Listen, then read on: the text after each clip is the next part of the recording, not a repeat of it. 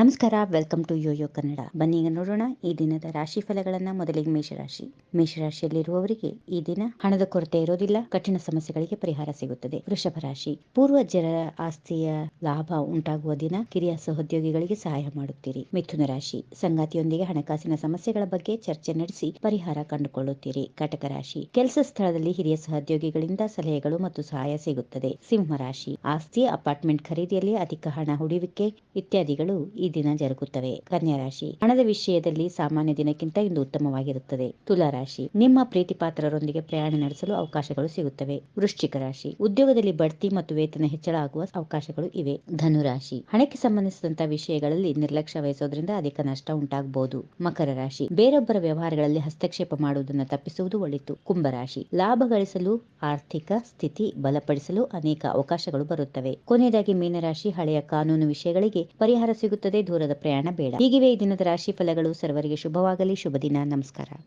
ಈ ವಿಡಿಯೋ ನಿಮಗೆ ಇಷ್ಟವಾದಲ್ಲಿ ಲೈಕ್ ಮಾಡಿ, ಶೇರ್ ಮಾಡಿ, ಸಬ್ಸ್ಕ್ರೈಬ್ ಮಾಡಿ.